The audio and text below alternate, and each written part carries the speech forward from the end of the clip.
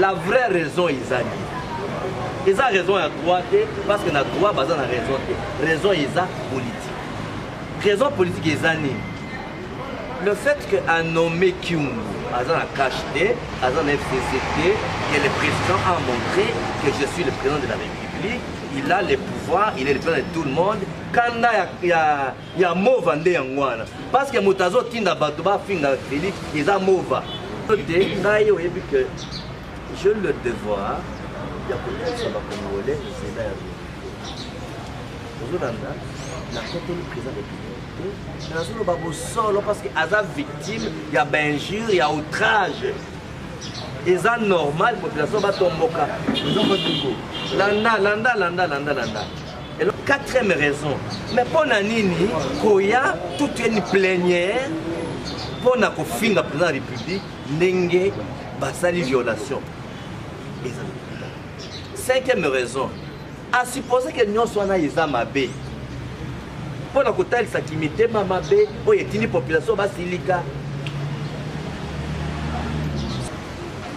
Décision en ordonnance à président. Mes références sur expérience, mes références sur expérience pour ma constitution. Mes références sur le professeur Mbata, qui est un grand constitutionnaliste à Mboka, où il y a moralement, scientifiquement, probé honnête, où il y a tout ça, attendre en Afrique du Sud, attendre en université à Moukili Mobima, na Poto, en Afrique, puis l'université à Kinshasa, a confirmé que l'ordonnance est conforme à la loi, à la constitution, et puis l'ordonnance est correcte dans la loi, est net.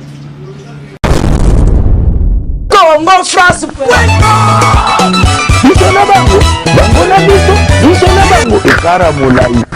France.com site ya Tolo Masolo à danger Masolo à Kitoko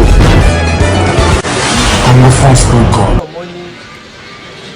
ok na eba notaire oza mukana na yo olingi o notarier document na yo notaire moto akocertifie teke document na yo eza mabe to eza malamu ye akocertifie kaka o ndenge mopesi ye ozolanda.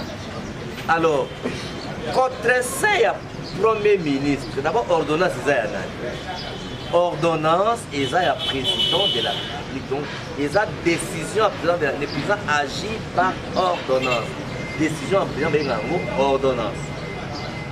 Sikoyo décision ya premier ministre babenga yango décret, décision ya ministre babenga yango arrêté. Est-ce que décision wana eza ya président to ya premier ministre? Eza ordonnance donc décision ya président.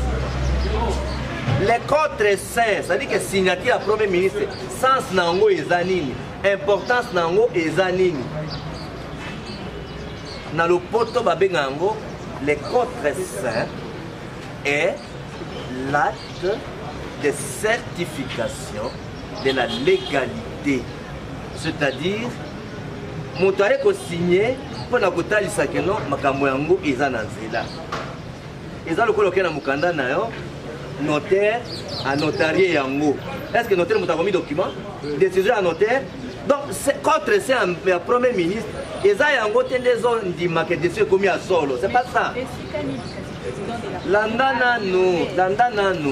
Dans autre temps avant de conclure. On a kobuka o nyonso bazoloba moko na moko. Et donc ali bosso na buki ezani. O ba sali référence la constitution puis na mibe ba mboka te. Est-ce que vous dans ce au moins que la loi Isali, ordonnance Isali, a resali référence dans la constitution notamment article 89, article 81, article 79, article 69. Il y a beaucoup d'articles, mais la loi sur les portefeuilles, transformation d'entreprise, ainsi de suite. Donc on a beaucoup de donc c'est faux. Oh, pour la première fois, basali ordonnance et référence à cause des articles, c'est faux. Ils ont manipulation. Yami Balé. Au premier ministre a signé tout. Donc on a dit non. Premier ministre a contre-signé. Oh non, premier ministre a démissionné. Il a signé les sous les valables été. Aux Hollandais. Alors, il a expliqué une signification dans le droit administratif. Il y a contre-saint, il y a premier ministre. Et ça, contre ça, premier ministre, c'était des autres documents valeur. Il y a un exemple, il y a certification à l'égalité. Et il y a Mukanda Oyo, avec un dépôt de notarié. Est-ce que notaire a connu Mukanda? Mais Mukanda, ils ont mutassé Mukanda. Mukolo décision, ils ont le code aujourd'hui diplôme d'État. Diplôme d'État pour bâtir dans la photo, base d'inscription, il faut un notarié. Est-ce que le notaire a signé des documents? Donc, le contre-saint est la certification de la légalité. Ce n'est pas la décision du Premier ministre. Donc, ils ont dit que bateau batangi madame pour habiter madame il passe au solango balimbulango. Donc en conclusion donc décision en ordonnance à président mes références sur expérience mukena zamona mes références sur expérience totanga pour ma constitution mes références sur le professeur Mbata qui est un grand constitutionnaliste à Mboka où il y a moralement scientifiquement probé honnête où bateau sakata atangisa en Afrique du Sud atangisa en université à Mokili Mobimba na Poto en Afrique puis l'université à Kinshasa a confirmé que l'ordonnance est conforme à la loi, à la constitution et puis l'ordonnance est correcte dans la loi, est net. Alors donc, oh non, ça veut dire que c'est le Bouddha, ça la moté pour ça, il y a le président de la République, donc il y a mis ça tout. Donc, Batonyon Sobaye Bani, le président de la République, et dans le cabinet naïe, et dans la relation naïe, et dans la partie naïe, juriste démocratique. Vous voyez, vous voyez, il y a mis ça tout. Basali alliance na FCC. À supposer que ça va faute des alliés amabé. Bakwa ko sona na kuku te ko mukilaye ba. En plus de mukilaye bango te. Que non patata ye ko isa mabé ba bongisa yango. Quatrième raison. Mais pour nini koya toute une plénière pour na ko finga président de la République ndenge basali violation. Cinquième raison. À supposer que nous soyons dans les pour la côté de limité mamabé pour une population basilika soko tango to koma ki constitution to salaka o babengi baku oyo ko traiter ba dossier justice na biso o babengi conseil d'état azali na pouvoir il y a qu'à annuler même ordonnance à président. Ce qu'on fait l'ordonnance est aussi mis de côté.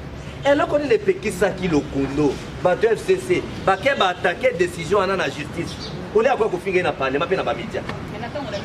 Landana nous, Bibi. Pour la côté de Sabino, que je le devoir, il y a peut-être ça va congolais, c'est là. Aujourd'hui, la côté du président de parce qu'il y a victime, il y a injure, il y a outrage. Et ça normal, la population va tomber. Landa. Et là, quand il faut dans l'ombre, malade, c'est ça. Parce que quand les gens pour la lingala pour traduire en mots, pour expliquer ma voix sur son mot, il a passé. Alors, signature, il y a président de la République.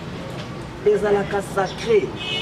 Donc l'incarnation est en moka. Alors ce qu'on peut désacraliser, signature à président, c'est donc un donc nous sommes il faut qu'il y ait un Congo n'a qu'un seul président. C'est fini. Il faut pas que donc désacraliser signature naïe et quand il y a la télévision, il est vrai que c'est dans le Parlement, il est vrai qu'on est dans une démocratie, dans une liberté, mais tout là, pour tout ça, il y a un acte de mauvaise. La vraie raison, ils ont dit. Ils ont raison à droite, parce que la droite, ils ont raison. Raison, ils ont politique. Raison politique, ils ont dit. Le fait qu'un nommé Kyungu, Azan a cacheté, Azan a FCCT, et le président a montré que je suis le président de la République, il a le pouvoir, il est le président de tout le monde. Quand il y a mot vendé en Wana, parce que Moutazo Tinda Batouba Finga Félix, ils ont mot. Vous comprenez? Quand il y a mot vendé en Wana, moto instrumentaliser bateau dans les réseaux sociaux, dans le parlement, et ça mova. Vous devez comprendre. Baza alors, et ami balé, le col a batté qui bilo qui est belé à Jécamine. Vous devez comprendre, va brader yango. Alors, bah boyke, bateau, baza, bateau, FCCT, bah kotana, Jécamine, puisque Kimoïbe yango, et Kobimani Banda, fait bateau, kota boloko. Donc, question est politique, donc il faut qu'on attaque yango, mais attaquer yango, il fallait pas négocier dans le président. Alors, les Congolais peuvent faire les miso, le président peut faire des cimatés, mais il y a droit de faire des cimatés pour la population. Non, tout le monde est clair, n'a j'ai Camille.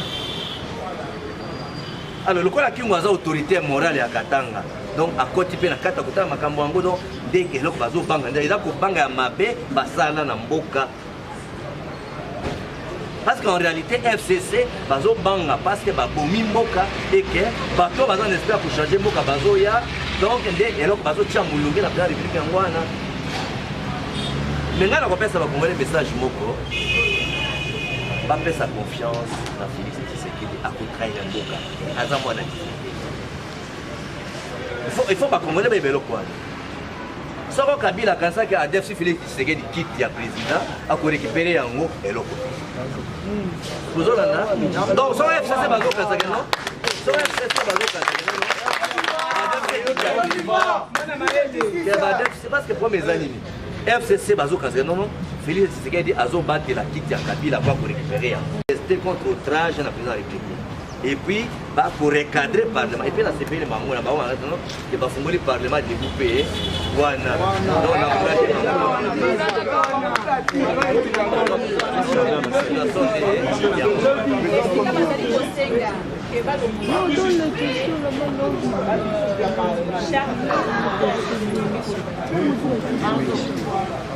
Bon, questions internes.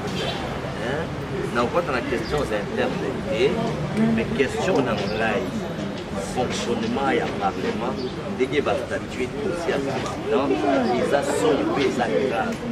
D'ailleurs, pour Nangaï, il faut que le Parlement et le Congo fassent un excuse public dans le président de la République qui va arrêter le mouvement sur le pays. Ça, c'est la chose la plus importante. La bilan fait 30% de sénateurs. Les alliés pour Asangisa, Makasi, il y a nombre de parlementaires, c'est-à-dire des députés, des sénateurs sur Basangani, pour changer la constitution sans qu'il n'y ait pas de population. Donc, à Bila, on a besoin de référendum, on va changer. La question des ordonnances. Bibi a changé.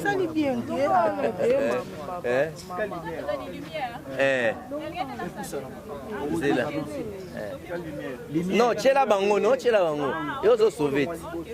Alors, la question du caractère légal, illégal, constitutionnel et inconstitutionnel des ordonnances du président de la République qui ont avenimé l'opinion pose des questions.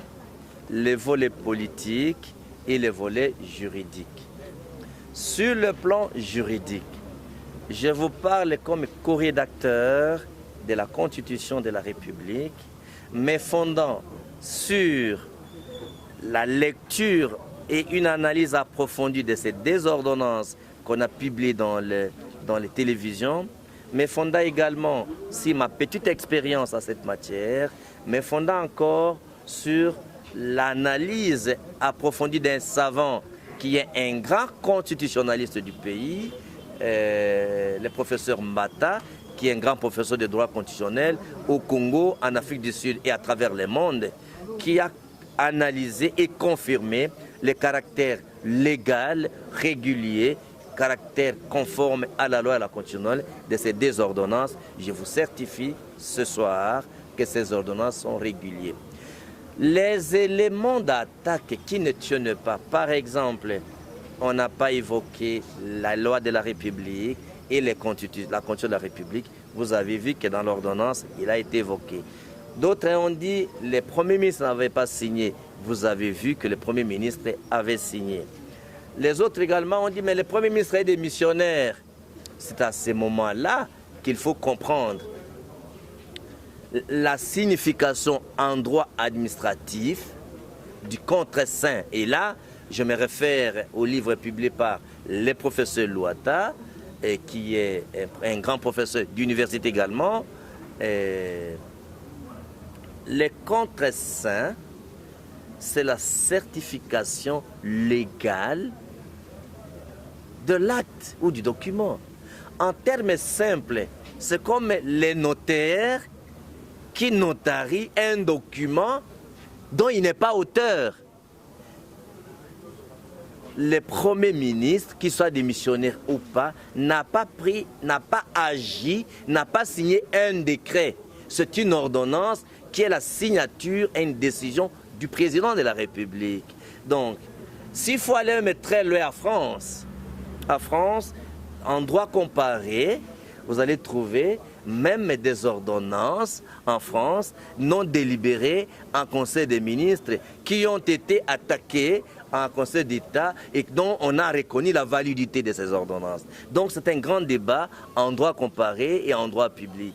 Pour revenir ici donc, les ordonnances du président, normalement, comme co-rédacteur de la Constitution, c'est une sorte d'outrage au président de la République que le Parlement, l'Assemblée nationale, sans qualité, sans compétence, sans mandat, s'est attribué, s'est octroyé, l'Assemblée nationale s'est octroyé un pouvoir non reconnu par les lois de la République, par la Constitution, et statué à tort sur les actes et les ordonnances du président de la République. Ça s'appelle outrage au chef de l'État, ça s'appelle dérive dictatoriale, ça s'appelle une menace à la démocratie. Donc, le Parlement, à travers l'Assemblée nationale, doit retirer tout ce qu'ils ont dit, doit présenter des excuses publiques au président de la République. Par rapport à l'énervement de la population, les forces du progrès, les jeunes, la population, les membres de l'UDPS et tous ceux qui sont épris de droit et de justice, ils ont raison de ne pas accepter parce que le président de la République, à travers sa signature, bien entendu, la signature du président de la République est sacrée. On ne peut pas désacraliser la signature du président de la République. Donc, les raisons fondamentales sont des raisons politiques. Le FCC n'accepte pas que le président de la République ait nommé des gens qui ne sont pas membres du FCC, ils ne sont pas membres du CACH, alors que le président de la République qui détermine la vision, le chef de la majorité, s'ils sont en coalition, sont le président de la République. C'est lui qui est redevable devant le peuple congolais. C'est lui qui incarne l'arbitrage, le bon fonctionnement régulier, bien entendu, des institutions. Cela voudrait dire donc que la vraie raison, pas seulement qu'on a nommé Kyungu, qu'ils ont peur, parce que Kyungu est un anti-Kabila, il faut qu'on le dise. Hein? Et de deux, lorsqu'on nomme des non-kabilistes à la GECAMINE, c'est tout simplement parce qu'ils vont découvrir le secret de bradage de la GECAMINE. Pourriez-vous savoir que lorsqu'on a bradé la GECAMINE, il y a des contrats dont on a vendu des portions de terre, des concessions de la GECAMINE à $1 et celui qui a acheté a revendu à $800. Vous êtes des grands journalistes, vous avez suivi ça. Allons-nous accepter qu'on brade nos richesses comme ça parce qu'il y a une chose que le fait, Papa Etienne Tshisekedi nous disait toujours, moi personnellement, qui n'acceptera jamais que le Congo soit un pays riche avec un peuple pauvre. Mais si on laisse brader tout, les Congolais auront quoi? Voilà pourquoi ces ordonnances, c'est un faux débat, c'est un prétexte, parce que tout simplement, ils veulent cacher la mégestion. Merci beaucoup. Congo France.